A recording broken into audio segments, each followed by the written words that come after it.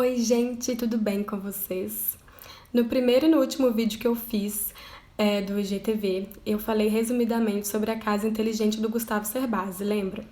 Nesse vídeo, eu falei que seria uma tendência a partir de agora para as novas construções e reformas fazerem casas daquele tipo. Por quê? A gente vai enfrentar novas crises mundiais, não só epidêmicas, é essa palavra? Não só de doenças, mas também, sei lá, qualquer outra coisa que nos obrigue a ficar 24 horas dentro de casa. E para isso a gente precisa aprender a cultivar nossos próprios alimentos, gerar nossa própria energia e ter a nossa própria água. Mas isso demanda tempo e dinheiro. E eu tô aqui para falar hoje de quais serão as mudanças imediatas na nossa casa quando essa pandemia passar. Mas antes eu vou contar um pouco o contexto histórico da Europa em 1900 bolinha, quando as epidemias começaram a surgir. Eu não estou tirando nada da minha cabeça. Quem diz isso é a professora e historiadora de arquitetura Juliana Suzuki. É isso mesmo? É isso mesmo.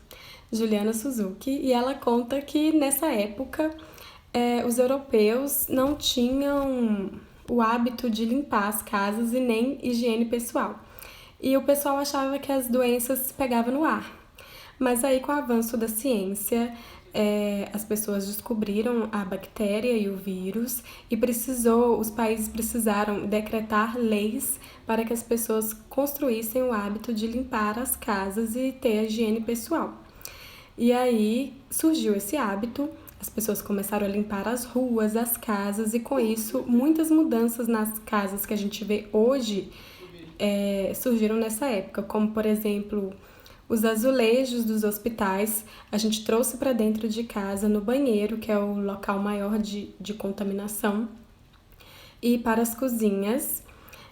Naquela época também não tinha muitos armários para guardar roupas, as roupas eram espalhadas nos compartimentos espalhados pela casa, e aí tiveram que criar armários para poder separar as roupas dos demais utensílios.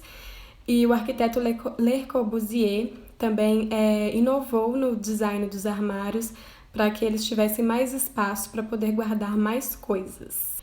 E com essa preocupação da limpeza da casa, tinham muitas pessoas que entregavam leite, pão naquela época, então criaram também o lavabo, que é para esses visitantes usarem e separar o banho social do banho íntimo, que eram das pessoas que moravam dentro da casa, fazer essa separação de banheiro, e exterminaram aquele negócio chamado alcova, que aqui no Brasil tem muito em casa colonial, que é um cômodo fechado para filha, sem nenhuma janela, sem ventilação nenhuma, e esse cômodo não existe mais por causa dessa preocupação com o contágio das doenças.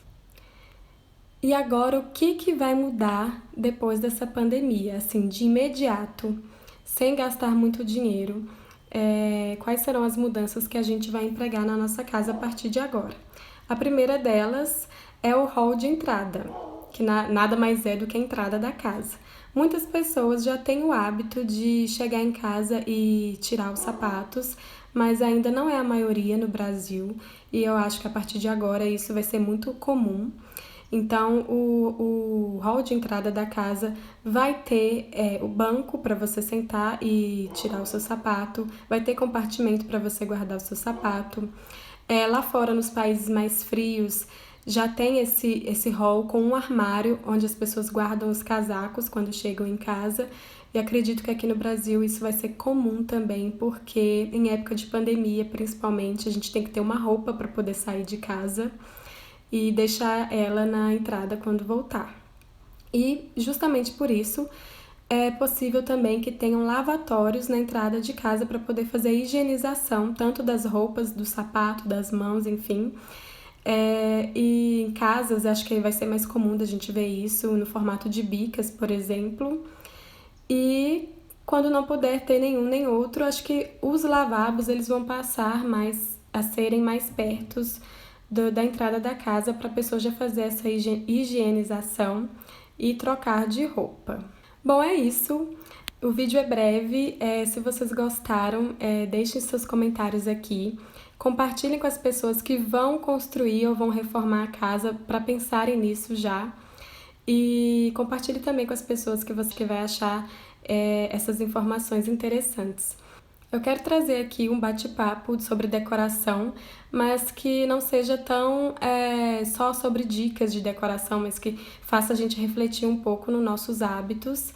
E é isso, muito obrigada e até mais!